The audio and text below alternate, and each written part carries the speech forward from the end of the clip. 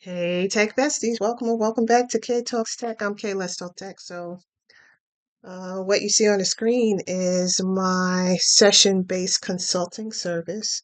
It's open to everyone, but the target is founders and tech pros. So if you get stuck, if you have a question, if you need somebody that knows an older technology that has a wider breadth of experience that can speak to certain types of projects, if you want to know how to go about doing something or you need career advice, sessions are available. Just go to this page and click on the Consult 30 button that's on the bottom. This link will be in the description for this video, so you will be able to take advantage of that, and you may find this to be a very valuable service because the everybody uses tech, everybody needs a mentor sometimes, and especially for founders. Like, I'm both a founder and a techie, so this is the era of the AI millionaire and AI billionaire. And if you want to know how to go about doing something, but you're not a techie yourself, this is a way to get a session with a tech person who knows at a reasonable rate. And if you go on to the Consult 30 pages, you'll see the price list there, and there's some sample questions there as well. And of course, you can always enter your own custom questions. So that's enough about that. You can look around the full site to see what else I offer. Of course, I still do enterprise consulting. And so actually, I wanted to talk about enterprise consulting today. So let's move to that. So I posted not too long ago that I see broken systems.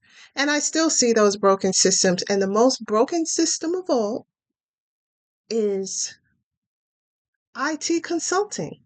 It's the recruiting process. Now, we know the job market is kind of broken overall, right? Just from how we go about recruiting, we're getting ghosted, so forth and so on. But somebody should speak up about this IT consulting situation because we've seen this in other industries. And so we should be mindful of what's happening here. This used to be one of the most accessible, lucrative career paths in the entire country, but that's changed, especially on the consulting side.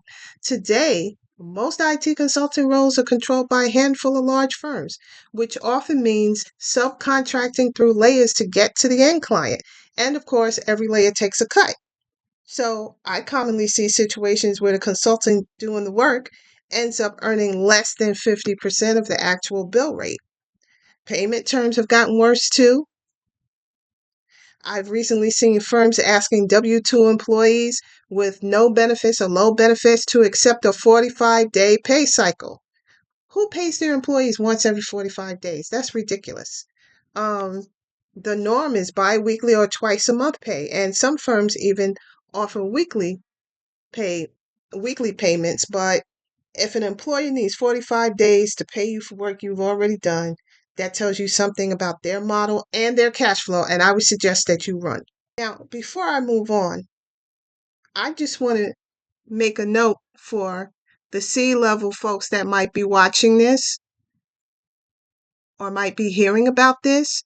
If the person that you've hired to do the work is getting less than 50% of the rate, that means you're not getting the level of expertise that you thought you were hiring.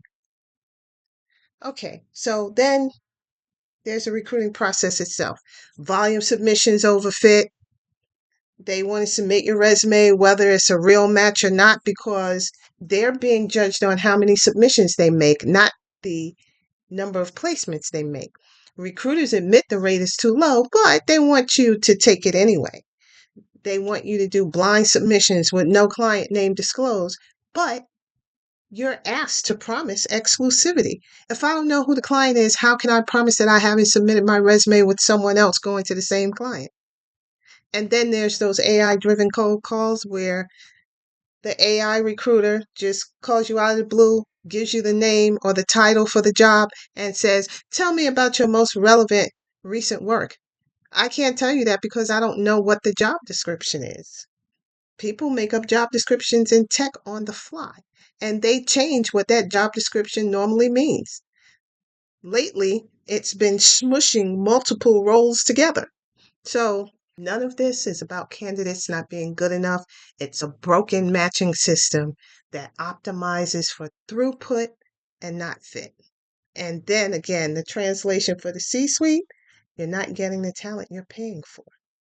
So, this is important for everybody because tech workers are a significant higher income slice of the American economy. And when that income compresses, it shows up elsewhere in the businesses that depend on people having money left over to spend.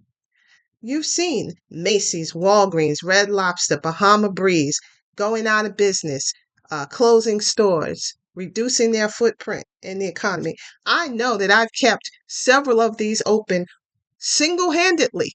So there's really no reason for them to be going out of business except that it's not just me, seriously.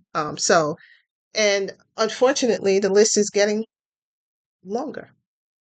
Now, I'm not saying that IT consulting model caused those closures, but I am saying that the erosion of disposable income in America is one of the many economic pressures that eventually shows up somewhere else. And this is the somewhere else.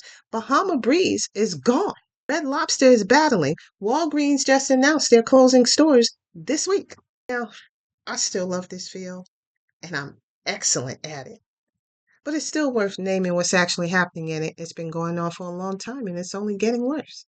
It continues to contract, it continues to compress. Maybe it's time to move on. Maybe it's time to open a restaurant. Anybody like Southern mac and cheese? I'm pretty good at that.